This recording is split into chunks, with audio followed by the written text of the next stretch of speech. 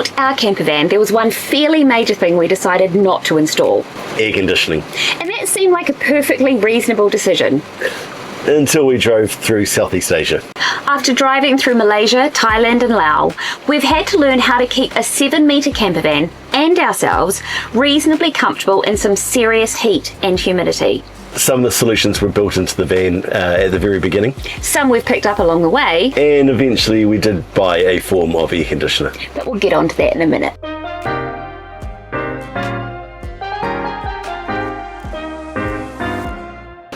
This is the first video in a series that we're calling How We. As we drive our camper van around the world, we get lots of questions on how we actually do this. How we cross borders, how we find somewhere to sleep, how we manage our money, how we stay connected.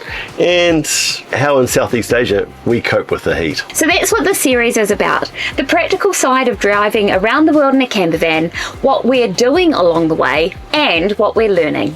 Our first strategy actually starts before the van gets too hot, because we've learned that it's a lot easier to stop heat getting in than it is from getting it out again. And some of that was built into the van from the very beginning. It Zwibble was really well insulated. Under the floor we've got PIR insulation boards, and we've got wool insulation throughout the walls and the ceilings. We need that insulation to work both ways. In cold climates it helps us keep heat inside the van, but here in the tropics it's helping slow down that heat from coming in. The windows are another big source of heat. So we've got insulated window coverings throughout the living area and for all of the windows in the cab.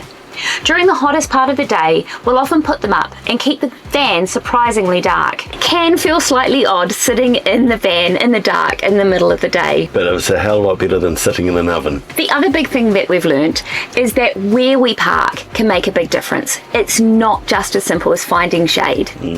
Yeah, because It Zwibble, all our power comes from the solar panels on the roof. I remember, especially when we were in Mersing, I remember getting out and just trying to track where the sun was going to move during the day. Most of the van was covered in 2 big trees, but where the sun would track, there was an opening. And then the later part of the day, which is typically when our batteries are fully charged, then the shade would come over the van.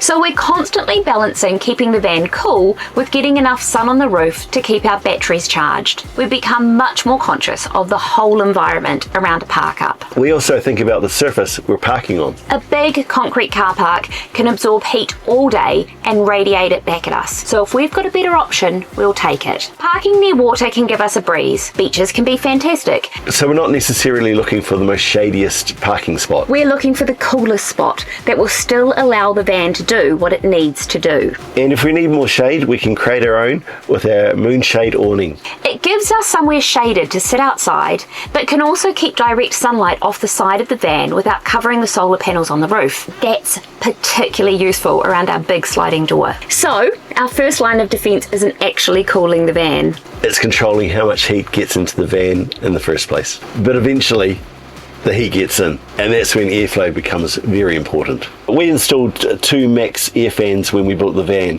They've probably been some of the most useful things we've installed.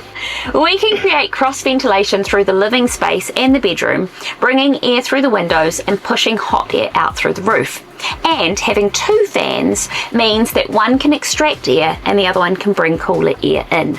We can change which windows are open and how the fans are running depending on where the breeze is coming from and what the conditions are like. Very on in our time in Malaysia, I bought a little handheld fan.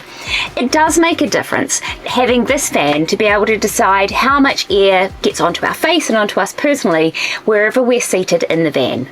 But this is also where humidity comes in. And when the air outside is hot and sticky, there's only so much that ventilation can actually do. You just get to a point where you're just moving hot, sticky air around and not achieving anything. One of the biggest adaptations we've made is not actually in the van at all. We've actually changed how we spend our day. So if we have a drive day, we're moving anyway. So we tend to drive during the hottest part of the day. That means we're sitting in the cab with the vehicle's air conditioning running rather than sitting in a stationary van through the hottest part of the afternoon. And because the cab is open to our living space, it's also cooling the rest of our van while we're driving. So technically, we do have air conditioning. We just have to drive to use it. And if we don't need to drive, sometimes we simply leave the van. In Malacca, for example, we spent some of the hottest parts of the day working and hanging out in air-conditioned shopping malls. There's no prize for sitting in the van suffering. Another thing we've learned is it's actually a lot easier to cool ourselves than it is to cool a 7-metre long camper van. And we've accumulated quite a way of doing that. I've pretty much switched to just wearing moisture wicking t-shirts. And I've changed what I wear as well. I've largely swapped out synthetic fabrics for cotton, linen and moisture wicking clothing. Sleeping comfortably has been one of the biggest challenges. So we've added a cooling mattress protector and cooling pillow protectors to the bed. They don't magically make the bed cold, but we think they do make it more comfortable. In Japan, I discovered an entire world of cooling products and picked up cooling spray and cooling wipes. Then, in Southeast Asia, I discovered Snake brand prickly heat powder and its spray. But one of our most favourite solutions costs almost nothing. We dampen face cloths and keep them in the freezer. When you're absolutely roasting, it's a godsend. And sometimes the most obvious solution is the best one. A cool shower. It doesn't change the temperature in the van, but it definitely changes how we feel while we're in the van. And that's really the point of all this, isn't it? There's another source of heat in the van that we can control ourselves. Cooking. On really hot evenings, the last thing we want to do is to fire up the induction cooktop and add even more heat inside. So sometimes we just don't cook. Cheese and crackers for dinner, we've had that more than once. And we do have another reality in Southeast Asia as well. Eating out can be incredibly affordable, so sometimes it's cooler, easier, and much more enjoyable to let somebody else cook dinner.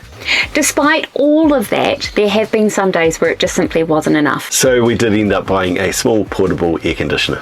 Which does make a video about not having an air conditioner a bit strange. So the little portable air conditioner that we bought at Mr. DIY in Thailand, cost approximately about $15 US. So it's quite cheap. How we do this is you just need to pour some water into it and then hook it up, in our case, to our USB-C battery bank. Was it worth buying? Yeah, probably. And our final strategy takes advantage of one of the key features of our home. It's got wheels. If somewhere is unbearably hot, we don't necessarily have to stay there. Sometimes that's as simple as choosing a better park up. So we've also started thinking about temperature when we're deciding where to go. And one of the most effective ways we've found to escape the heat is to gain altitude. If one route gives us a choice between going somewhere roasting hot and somewhere higher and significantly cooler, that can absolutely influence where we're going to go. Of course, then you're going to start complaining that it's too cold. And that's a problem we definitely are happy to have in Southeast Asia. So, after living through the tropical heat in It Zwibble in Southeast Asia, there's a question. Would we actually install air conditioning if we were building It Zwibble again? When we built It Zwibble, the units that are available now weren't available, especially to us in New Zealand then. So if I was to build It Zwibble again, I probably would install an air conditioning unit somehow. I agree. It has been okay in the van. We would have had a very different experience if we'd had an air conditioner that could cool this entire space from the outset. There's just two main factors that you have to think about when installing an air conditioning unit. One, if you're going to put it on the roof, it's going to eliminate some of the solar panel space, especially for us now. We've got quite a bit of solar on there, 1200 watts of solar. The second factor is your battery bank. So there's a lot to consider, but in essence, if I was doing it again, it would be a big tick from me. Me too. This is our first video in our How We series. As we keep driving around the world, we're going to answer a lot of practical questions from yourselves on what we do. So tell us what you want to know. What questions do you have about living in a van or driving one around the world? Leave your question in the comments below. You never know, it could be our next How We episode. And subscribe if you'd like to come along on the journey.